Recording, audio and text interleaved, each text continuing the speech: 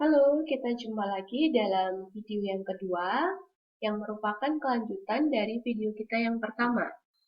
Kita lanjutkan ya. Ada 8 cabang ilmu ekonomi. Yang pertama adalah ilmu ekonomi moneter, ilmu ekonomi publik, ilmu ekonomi industri, ilmu ekonomi internasional, ilmu ekonomi regional, ilmu ekonomi sumber daya manusia, ilmu ekonomi sumber daya alam, dan yang kedelapan, ilmu ekonomi syariah. Masing-masing dapat kalian cari definisinya melalui Google ya, atau dari e-book ekonomi kelas 10. Boleh deh, nanti dicatat di buku catatan. Kemudian yang berikutnya, kegunaan ilmu ekonomi. Nah, setiap orang itu perlu menguasai atau mempelajari ilmu ekonomi karena setiap orang menghadapi kelangkaan dalam pemenuhan kebutuhannya. Oleh karena itu, untuk mendapatkan hasil yang optimal, orang perlu menerapkan ilmu ekonomi. Nah, di sini secara teori ada 4 kegunaan utama mempelajari ilmu ekonomi. Kegunaan yang pertama adalah mengajarkan cara berpikir yang dapat kita gunakan setiap hari ketika mengambil keputusan. Nah, cara berpikir yang dimaksud diantaranya adalah biaya peluang. Nanti secara khusus kaitannya dengan biaya peluang akan kita bahas pada pertemuan minggu depan.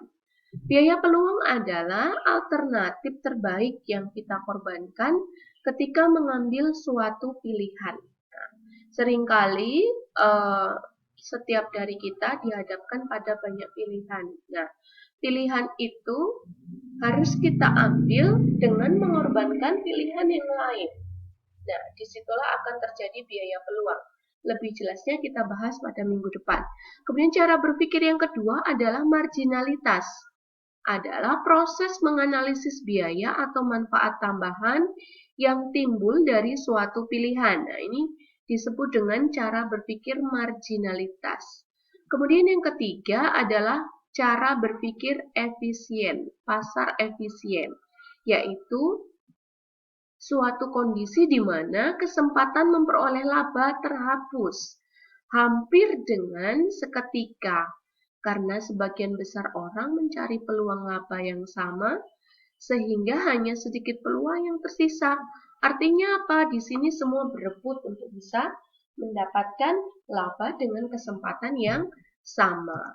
Kemudian yang kedua, manfaatnya adalah memahami masyarakat dengan lebih baik. Nah, dengan belajar ekonomi, kita dapat menjawab beberapa pertanyaan yang sederhana, yang seringkali terjadi di masyarakat. Misalnya, kenapa sih setiap orang itu ada yang berusaha dengan membuka lahan? Udah benar-benar itu jadi apa ya? Jadi hutan. Kenapa harus dibuka sebagai lahan pertanian? Nah, alasannya apa? Nah, itu tentu membutuhkan cara berpikir ekonomi. Kemudian membangun jalan. Kenapa sih kok jalan harus dibangun? Biarin aja begitu. Nah, ternyata ini juga dibutuhkan cara berpikir secara ekonomi di mana kita diajak dengan ilmu ekonomi dapat memahami masyarakat dengan lebih baik. Kemudian yang berikutnya, manfaat yang ketiga adalah dengan mempelajari ekonomi, kita dapat memahami persoalan-persoalan global. Nah, contohnya, perang di Irak dan serangan di Venezuela tahun 2003 yang lalu membuat pasar minyak dunia mengalami gejolak yang berdampak pada naiknya biaya energi di seluruh dunia. Nah, permasalahan ekonomi global. Nah, dengan belajar ekonomi kita dapat mengungkapkan kenapa itu terjadi. Ada alasan apa? Ada faktor apa yang melatar belakanginya?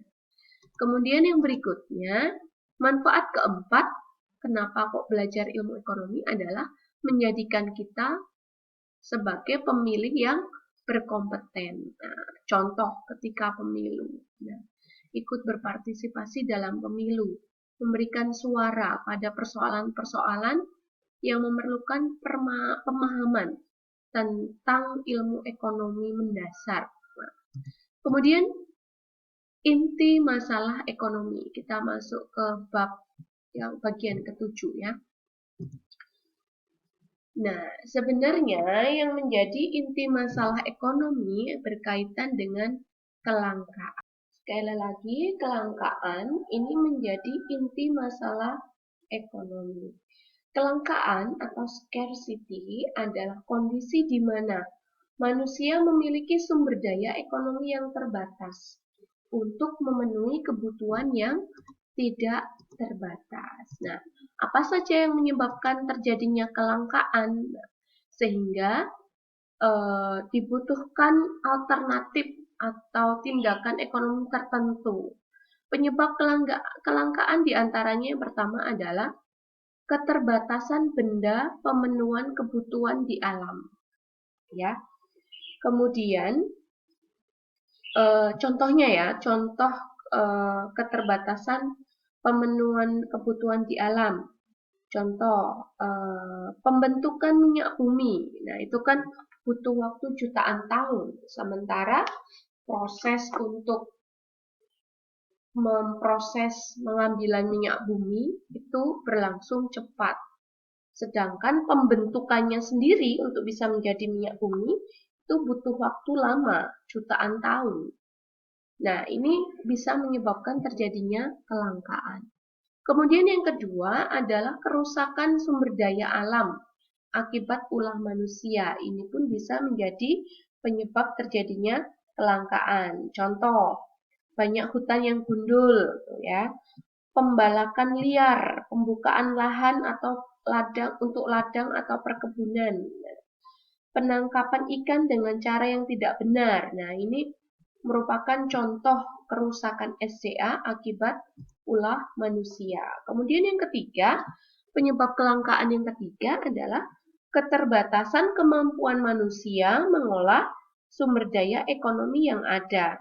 Nah, ini disebabkan oleh rendahnya penguasaan teknologi dan kekurangan modal, sehingga sumber daya ekonomi tidak dapat dimanfaatkan secara efektif dan seefisien mungkin.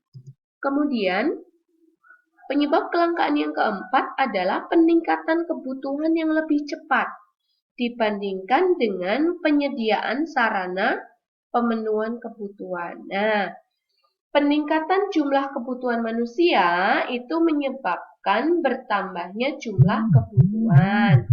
Namun, produksi alat pemenuhan kebutuhan tidak sebanding dengan pertambahan jumlah kebutuhan, sehingga terjadi kelangkaan. Kemudian yang berikutnya menentukan pilihan yang tepat. Nah, pilihan ekonomi adalah keputusan sadar untuk menggunakan sumber daya yang langka dengan cara tertentu. Perlu diketahui bahwa setiap orang dapat dibuat dalam lingkup pribadi maupun lingkup masyarakat dalam menentukan pilihan. Nah, setiap orang dalam menghadapi masalah kelangkaan itu dipengaruhi oleh dua hal tadi. Misal, kita punya uang saku nih ya.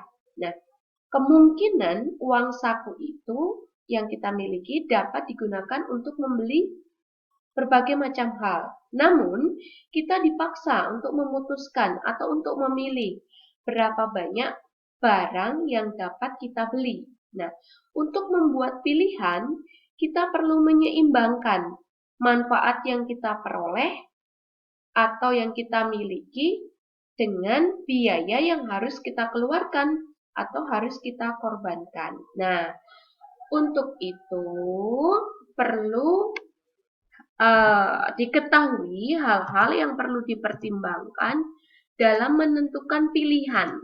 Di antara yang pertama adalah analisis biaya peluang. Nah, biaya peluang besok kita bahas secara khusus pada minggu depan. Intinya, biaya peluang adalah nilai barang atau jasa yang dikorbankan karena dipilihnya suatu alternatif tindakan ekonomi tertentu. Kemudian yang kedua adalah analisis biaya dan manfaat. Analisis biaya dan manfaat adalah teknik yang digunakan untuk membandingkan antara biaya dan manfaat yang diharapkan. keluarkan. Kalau kita beli suatu barang, diharapkan ya manfaatnya sebanding dengan biaya yang kita keluarkan. Kemudian yang berikutnya, mengidentifikasi faktor pendorong kegiatan ekonomi. Nah, suatu kegiatan ekonomi tentu didasari oleh motif tertentu, seperti yang kita bahas pada video pertama ya. Ada macam-macam motif ekonomi. Nah, untuk itu perlu diidentifikasi motifnya, apakah berasal dari diri sendiri untuk memenuhi kebutuhan hidup, atau memang berasal dari luar diri manusia itu sendiri, misalnya pengaruh lingkungan atau karena iklan. Nah, tentu saja dalam menentukan pilihan yang tepat, kita hendaknya mempertimbangkan motif yang berasal dari dalam diri kita sendiri. Kemudian yang keempat adalah menyadari trade-off. Nah, trade-off itu apa? Trade-off adalah situasi di mana seseorang harus membuat keputusan untuk memilih suatu hal dengan mengorbankan hal lain dengan alasan ekonomis. Misalnya nih, kita memilih menggunakan waktu untuk belajar daripada main game. Nah, kalau main game kan berbayar ya. Ya kuotanya, ya apa nih? Ya listriknya, ya kita beli apa nih? Beli pulsa dulu misalnya. Nah, itu kan berbayar yang harus kita korbankan daripada untuk dan lebih baik untuk belajar ya. Belajar bisa pakai buku, bisa mengulang kembali materi yang diberikan ya, apalagi materinya kalau sudah punya ya. Kemudian yang berikutnya adalah berpegang pada prinsip ekonomi. Nah, masih ingat ya prinsip ekonomi pada video yang pertama, dengan pengorbanan tertentu untuk mendapatkan hasil sebesar-besarnya atau dengan pengorbanan sekecil-kecilnya untuk mendapatkan hasil tertentu. Oke, sekian video yang kedua. Semoga bisa dipahami. Nanti apabila dalam perjalanan belajar masih butuh pengulangan, silakan diulang kembali videonya.